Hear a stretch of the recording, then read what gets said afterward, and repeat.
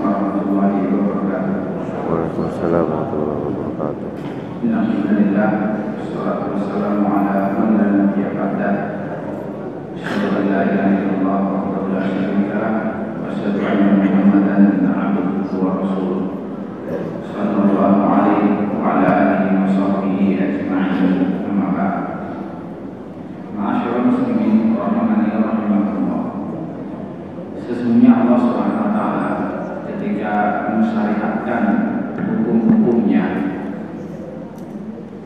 itu untuk kemaslahatan manusia itu sendiri, baik itu maslahat dunianya, maslahat jasadnya, ataupun untuk maslahat akhiratnya. Maka di antara manfaat-manfaat itulah yang kadang-kadang dijadikan sebagai tolak ukur untuk mengetahui seberapa sah, seberapa kuat ibadah seseorang. Maka ketika Allah Subhanahu wa taala menyebutkan dalam Al-Qur'an tentang masalah salat, inna sholata tanha 'anil fahsya'i wal munkar, sesungguhnya salat itu bisa mencegah perbuatan keji dan munkar. Maka apabila ada seseorang yang sholat, akan tetapi dia korupsi, akan tetapi dia mencuri, akan tetapi dia berbuat zalim, maka dipertanyakan bagaimana dia sholat, seperti apa dia sholat, apakah sholatnya sudah sempurna. Maka para ulama menyebutkan, di antaranya Syekhul Islam Ibnu Taimiyah rahimahullah ketika membahas dan menafsirkan ayat di atas, dia mengatakan apa sholat apabila dilakukan dengan sempurna, ya, dengan melaksanakan rukun-rukunnya, kewajiban-kewajibannya, sunnah-sunnahnya, itu akan membuahkan seperti yang disebutkan dalam ayat di atas. Pasti sholatnya akan mencegah dia dari perbuatan keji dan munkar. Dalam sebuah hadis Rasulullah SAW ditanya tentang seseorang yang sholat malam, akan tapi kalau pagi hari dia mencuri, maka Rasulullah SAW mengatakan, saya halu, ya, apa yang kau katakan, dia kalau mencuri, ya, maka sholat malamnya itu akan mencegah dia, mungkin membutuhkan waktu. Dengan demikian banyak sekali ibadah-ibadah yang bisa kita gali, yang ternyata memiliki efek tarbiyah pada diri seseorang, hingga kita mengatakan bahwasannya itu adalah tanda apa? Tanda keabsahan dari ibadah yang dia lakukan. Ketika Allah Subhanahu wa taala menyebutkan tentang masalah keimanan, ya, masalah keimanan seseorang dengan hari akhirat, keimanan seseorang bertemu dengan Allah, ternyata memiliki efek apa? Memiliki efek seseorang itu akan menjauhi perbuatan curang, bahkan seseorang itu akan khusyuk di dalam sholatnya. Allah menyebutkan, wa innaha lakabiratun illa 'alal khashi'in alladziina yadhunnuna annahum mulaqu rabbihim wa annahum ilaihi raji'un. Sesungguhnya salat itu sangat berat, kecuali bagi orang yang khusyuk. Siapa orang-orang yang khusyuk ini? Yaitu orang yang yakin akan bertemu dengan Rabb-nya dan mereka akan dikembalikan kepadanya. Maka kebenaran seseorang dalam imannya terhadap Allah dan hari akhir itu yang mendorong dia untuk bisa khusyuk di dalam sholatnya. Maka apabila seseorang sholat tetapi sholatnya tidak bisa khusyuk, kemungkinan lemah keimanannya terhadap Allah dan hari akhir. Maka Rasulullah SAW banyak mengaitkan antara keimanan dengan amal. Ya, maka yu'minu billahi wal yawmil akhir wa yukrim dhaifahu. Barang siapa yang beriman dengan Allah dan hari akhir dalam memuliakan tamunya.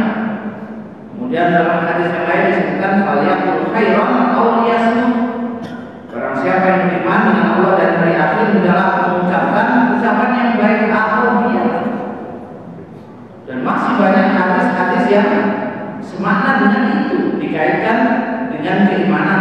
yang mendorong seseorang untuk berbuat kebaikan.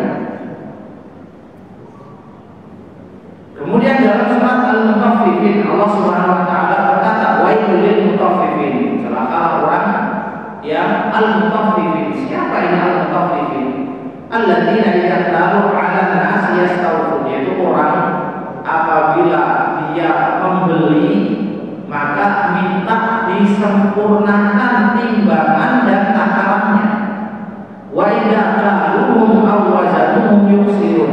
Namun kalau dia yang menjual maka timbangan dan takarannya dia kurangi. Kenapa dia kurang? Maka Allah menyebutkan sebabnya, ala yadunnu ulaika annahum mab'utsun. Apakah mereka tidak menyangka akan dibangkitkan liyaumin 'adzim, di hari yang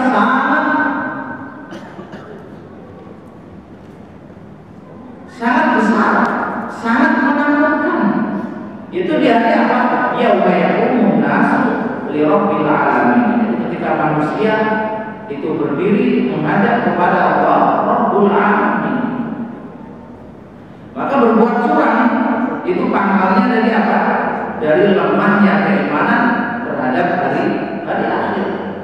Maka keimanan semacam ini apabila memang benar pasti akan membuahkan sesuatu yang nyata dalam kehidupan kita. Ketika Allah Subhanahu wa taala menyebutkan tentang sedekah, ya. Wa ma anfaqtum min syai'in fa huwa yukhlifu. Dan apapun yang kau nafkahkan, maka Allah akan menggantinya. Kemudian Allah Subhanahu wa taala menyebutkan dalam ayat yang lain, wa la yahsabanna alladziina yabkhaluna bima aataahumullahu min fadlihi huwa khairan lahum bal huwa syarrun lahum. Dan janganlah menyangka orang yang bakhil tidak mau memberikan apa yang Allah rezekikan kepada dia. Jangan menyangka kalau itu lebih baik bagi dia, bahkan itu lebih jelek. Jadi menumpuk harta, menyimpan harta, jangan menyangka itu lebih baik bagi dia, itu lebih jelek bagi dia. Maka yang terbaik adalah apa? Dia disedekahkan, digunakan untuk akhiratnya. Sekarang pertanyaannya, seberapa kuat kita dalam bersedekah dan meyakini bahwasanya itu akan diganti oleh Allah Subhanahu wa taala. Rasulullah SAW menyebutkan dalam sebuah hadis, tidaklah ya seseorang itu ada di pagi hari kecuali ada dua malaikat yang turun. Yang satu mengatakan, Allahumma a'ti munfiqan khalafan, ya Allah berilah kepada orang yang bersedekah itu gantinya. Sedangkan yang lain berkata, yang lain berdoa, Allahumma a'ti mumsikan talafan, ya Allah berikanlah kepada orang yang menahan dirinya tidak mau sedekah agar menghancurkan hartanya. Sekarang kalau kita mau melihat dari mata kepala kita, seseorang punya uang 100.000, ya mau disedekahkan 50.000, maka yang terlihat di tangannya itu 50.000, katanya tidak berkurang. Rasulullah mengatakan, mana qasamalun min shadaqah, harta itu tidak akan berkurang karena sedekah, tidak akan berkurang. Kadang-kadang kita tertipu, ya, ketika melihat itu tinggal 50.000, katanya tidak berkurang. Baik, kalau Anda memakai kacamata mata Anda sendiri, maka akan mengambil kesimpulan seperti itu. Akan kalau Anda memakai kacamata keimanan, maka akan Anda katakan bahwasannya sekarang saya punya dua rekening. Saya punya uang 100.000, yang satu 50.000 saya simpan di rekening akhirat, dan yang satu saya simpan di rekening dunia. Mana yang berkurang? Tidak ada yang berkurang. Mungkin di antara kita punya lebih dari satu rekening, ya, ada di bank ini, ada di bank ini, ada di bank ini. Anda punya uang 2 juta, yang satu disimpan di sini, satu disimpan di sini, satu disimpan di sini. Ada yang berkurang? Tidak ada. Tidak ada yang berkurang.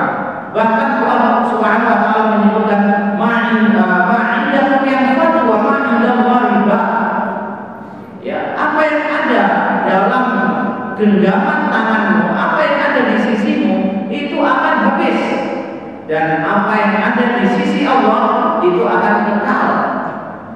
tidak berkurang. Kaum muslimin rahimani rahimakumullah. Ini hanya sebagai contoh dari apa yang akan kita bahas pada pembahasan ini, yaitu apa? Tentang puasa kita. Apa yang membekas dalam puasa kita hingga kita mengatakan bahwasanya Ramadan ini telah apa? Telah membentuk kepribadian seorang mukmin. Hingga kita mengatakan apa yang terjadi setelah bulan Ramadan. Sesungguhnya puasa Ramadan ini membentuk banyak karakter, membentuk dan memberikan tarbiyah yang sangat besar pada diri seorang muslim, yang itu nanti akan terlihat kapan? Setelah Ramadan. Maka ketika Allah Subhanahu wa taala memerintahkan seseorang untuk bertaubat, ya ayyuhalladzina amanu tubu ilallahi taubatan nasuha, wahai orang-orang yang beriman, bertaubatlah kepada Allah dengan sebenar-benarnya taubat. Maka kita akan bertanya, apa tanda taubatnya seseorang itu diterima? Apa tandanya? Ya. Maka akan ada jawaban bahwasannya keadaan dia sebelum bertobat dengan setelah bertobat itu berbeda, ada perbaikan-perbaikan. Demikian juga ketika seseorang ditanya, apakah hajinya itu haji mabrur? Dari mana kita tahu kalau dia itu hajinya adalah haji mabrur? Ya ada perbaikan, Ya ada perbaikan yang nyata dalam hidup dia, yang tadinya tidak bisa menjaga sholat 5 waktu, ternyata sekarang bisa menjaga sholat 5 waktu. Dari adabnya, dari akhlaknya, semuanya berubah. Maka puasa ketika disyariatkan pada bulan Ramadan dan ini menjadi puasa wajib, maka ada beberapa hal yang bisa kita ambil pelajaran. Apa itu? Yang pertama, bahwasannya puasa itu melatih seseorang untuk memiliki sifat ikhlas. Ya, jadi zaman sekarang apapun itu bisa dipamerkan. Anda baca Al-Quran bisa dipamerkan. Anda sedekah, bayar zakat bisa dipamerkan. Anda sholat malam bisa dipamerkan. Anda haji, umroh, semuanya bisa dipamerkan. Tapi kalau seseorang puasa, apa yang bisa dipamerkan? Ya, apa yang mau difoto, apa yang mau diperlihatkan? Bahkan orang yang pamer puasa pada bulan Ramadan akan apa? Akan dibully. Kenapa? Ini memang wajib, sesuatu yang tidak perlu dipamerkan. Semua orang puasa. Maka semurni-murninya ikhlas, ya, yang bisa didapatkan oleh seorang mukmin dalam ibadahnya itu adalah ikhlas yang ada pada ibadah puasa bulan Ramadan. Kemudian dalam syariat puasa kita dilatih untuk apa? Merasa diawasi oleh Allah Subhanahu wa taala. Ada orang atau tidak ada orang, kita tidak makan, tidak minum. Kenapa? Merasa diawasi oleh Allah Subhanahu wa taala. Seseorang apabila merasa diawasi itu akan memperbaiki ibadahnya, akan memperbaiki kerjanya. Makanya dalam susunan jabatan itu ada jabatan sebagai apa? Sebagai pengawas. Apa fungsinya? Ya untuk memastikan bahwasannya mereka itu bekerja dengan benar. Dan orang yang diawasi akan apa? Akan melakukan pekerjaan sesuai dengan SOP yang ada, tidak akan melanggar. Dan ini adalah derajat tertinggi seseorang merasa diawasi oleh Allah Subhanahu wa taala. Ketika Rasulullah SAW ditanya tentang ihsan, Rasulullah mengatakan, yaitu kamu menyembah Allah seperti apa? Seakan-akan engkau melihatnya. Apabila tidak bisa, engkau merasa dilihat oleh Allah Subhanahu wa taala. Kemudian dalam syariat puasa kita dilatih untuk memiliki sifat jujur. Jujur kepada orang lain itu pembahasannya adalah pembahasan adab, pembahasan akhlak. Tapi jujur di sini yang kita maksudkan adalah jujur pada diri sendiri. Dan ini berkaitan dengan keimanan. Bagaimana seseorang jujur pada diri sendiri, kok bisa? Ya, jujur pada diri sendiri ini lebih penting.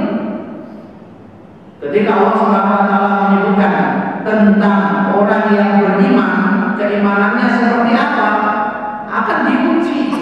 Ya, akan diuji keimanannya. Setelah diuji, maka Allah akan menyebutkan fala ya'lamanna Allahu alladziina shadaqu wa la ya'lamanna al-kadhibin. Maka Allah akan melihat siapa yang jujur dalam keimanannya dan siapa yang dusta dalam keimanannya. Kalau dia dusta dalam keimanannya, berarti apa? Munafik. Dia mengucapkan syahadat tapi tidak jujur pada dirinya sendiri, memperlihatkan keimanan kepada orang lain tapi hatinya menyimpan kekufuran. Maka ketika dia jujur pada diri sendiri, keimanannya benar. Apa yang diperlihatkan dan apa yang ada dalam hatinya itu sama persis. Dalam masalah taubat ini juga membutuhkan kejujuran pada diri sendiri. Ketika Allah menyebutkan dalam Al-Quran ya, tentang 3 orang yang tidak ikut perang Tabuk, tidak ada udzur, sengaja tidak berangkat, kemudian diboikot oleh Rasulullah SAW selama 50 hari, hingga digambarkan dalam Al-Quran apa? Wa 'ala thalathatil ladzina khulifu hatta idza dhaqat 'alaihimul ardu bima rahabat wa dhaqat 'alaihim anfusuhum wa dhannu an la malja'a minallah illa ilaihi tsumma taba 'alaihim liyatubu innallaha huwat tawwabur rahim. Ya, adapun 3 orang yang tidak ikut berangkat hingga ketika merasa sempit dunia, ini terasa sempit, hati mereka juga merasa sempit. Kemudian mereka bertaubat dan Allah menerima taubatnya. Kemudian ayat yang kedua Allah berkata, ya ayyuhalladzina amanu taqullaha wa kunu ma'as-shadiqin. Wahai orang-orang yang beriman, bertakwalah kepada Allah dan ikutlah bersama orang-orang yang jujur. Jujur di sini dalam masalah apa? Jujur dalam masalah taubat. Bagaimana seseorang jujur dalam masalah taubatnya? Imam Nawawi rahimahullah yang menyebutkan dalam kitab Riyadhus Shalihin tentang syarat taubat. Syarat taubat yang katanya apa? Ya ikhlas karena Allah. Kemudian yang kedua, menyesali kemaksiatannya. Ya, ada penyesalan. Maka kalau seseorang sudah bertaubat, kemudian dia ceramah atau memberitahukan kepada orang lain tentang masa lalunya, bahwasanya dia dulu preman, bahwasanya dia dulu berlaku seperti ini, pernah membunuh, pernah, ya, maka apa yang telah dia ceritakan bisa jadi membuahkan sebuah kebanggaan. Kebanggaan kalau dia dulu pernah seperti ini, bisa berbuat seperti ini. Maka itu tanda kalau apa? Dia bangga dengan kemaksiatannya. Bahkan itu tanda kalau taubatnya tidak benar. Karena syarat taubat nasuha itu adalah menyesali kemaksiatannya dan harus menutup masa lalunya. Kemudian syarat yang kedua, ada keinginan kuat tidak akan mengulangi. Dan ini membutuhkan apa? Membutuhkan kejujuran pada diri sendiri. Apa benar Anda bertaubat kemudian berniat untuk tidak mengulangi sama sekali? Kemudian syarat yang terakhir yaitu apa? Apabila kemaksiatan itu berkaitan dengan orang lain karena pernah berbuat zalim atau mengambil hartanya atau menghancurkan kehormatannya, maka dia harus meminta maaf kepada orang tersebut. Ini yang disebutkan oleh Imam Nawawi rahimahullah dalam kitab Riyadhus Shalihin. Jadi orang bertaubat tidak harus sholat taubat, tidak harus menunggu malam hari, ya, karena Rasulullah SAW menyebutkan sesungguhnya Allah membentangkan tangannya pada malam hari untuk menerima taubat orang yang berbuat maksiat pada siang hari, dan Allah membentangkan tangannya pada siang hari untuk menerima taubat orang yang berbuat maksiat pada malam harinya. Kaum muslimin rahimani rahimakumullah, maka pada syariat puasa kita dilatih untuk memiliki sifat jujur pada diri sendiri.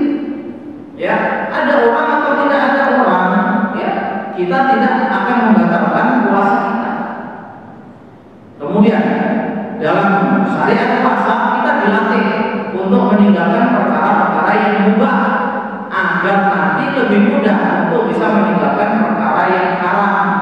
Makan, minum sebagai pembatal puasa itu adalah perkara mubah.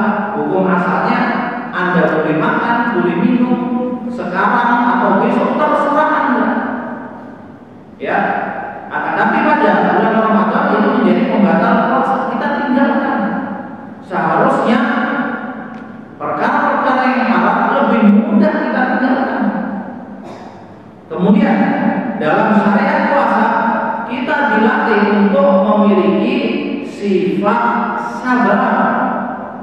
Rasulullah SAW menyebutkan ya tentang orang yang berpuasa, apabila ada orang yang mencela dia atau menyakiti dia, hendaklah dia mengatakan inni shaim, saya puasa, tidak membalas.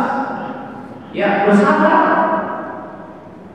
Kita menahan lapar, menahan dahaga dengan penuh kesabaran sampai tenggelam matahari.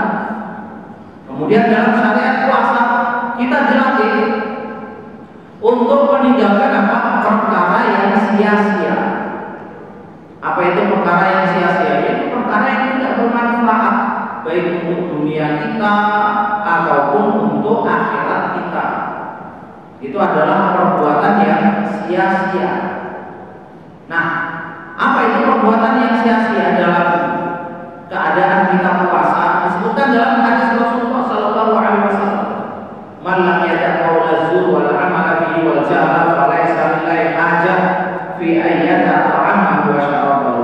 Maka barang siapa yang tidak mau meninggalkan perbuatan dusta, tidak mau meninggalkan ucapan dusta, perbuatan dusta atau perbuatan orang bodoh. Ya, dalam riwayat yang lain, apabila salah satu di antara kamu sedang puasa, maka jangan melakukan perbuatan fasik. Kemudian di situ disebutkan dan jangan berteriak-teriak dan jangan berbuat perbuatan orang bodoh. Nah, berteriak-teriak itu sesuatu yang dikatakan perbuatan sia-sia. Dilarang ketika seseorang berpuasa. Dan ini juga menjadi salah satu derajat tertinggi, derajat orang bertakwa. Sebagaimana disebutkan dalam tafsir Ibnu Katsir ya, di awal-awal penafsiran surat Al-Baqarah ketika menafsirkan tentang hudan lil muttaqin, ya, orang yang bertakwa, itu dikatakan apa? La yakunul abd minal muttaqin hatta yada' ma la ba'sa bihi makhafatan ayyakuna bihi ba'sun.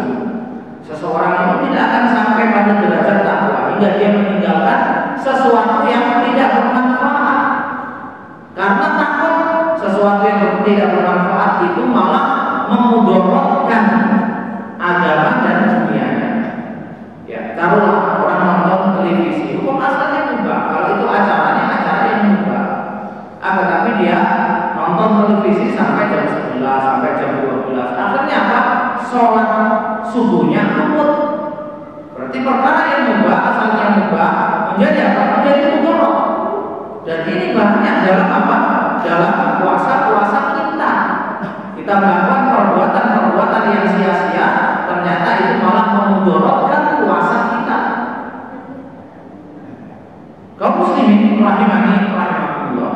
Kemudian dalam syariat puasa, ya, kita dilatih untuk menjadikan perkara-perkara yang mubah itu bernilai ibadah. Asalnya mubah, kemudian bernilai ibadah. Ini derajat yang tertinggi juga dari sikap seorang muslim dalam apa? Dalam kehidupannya. Bagaimana kalau seseorang ya beribadah tidak hanya di waktu-waktu ibadah. Jadi ibadah yang wajib itu ada waktu-waktu tertentu. Akan tetapi orang tersebut bisa beribadah kapanpun. Dan perkara yang mubah memiliki nilai ibadah. Betapa banyak pahala yang bisa dia ambil. Ketika Anda mempersiapkan makan, itu untuk apa? Ya untuk buka puasa. Ibadah, ya ibadah. Ya, Anda mempersiapkan sahur, ya, mempersiapkan makan itu hukum asalnya mubah. Akan tetapi karena berkaitan dengan ibadah itu bernilai ibadah. Demikian juga ketika Anda tidur. Kenapa Anda tidur di siang hari ketika berpuasa? Kenapa? Ya daripada saya duduk di majelis fulan dan fulan, ya riba, mencela dan yang lainnya, merusak puasa saya. Lebih baik saya tidur. Maka diniatkan untuk menjaga keabsahan dan kesempurnaan puasanya, bernilai ibadah. Tidurnya bernilai ibadah. Kenapa Anda tidur persiapan nanti sholat malam, qiyam tarawih di pertengahan malam? Bernilai ibadah, tidurnya bernilai ibadah.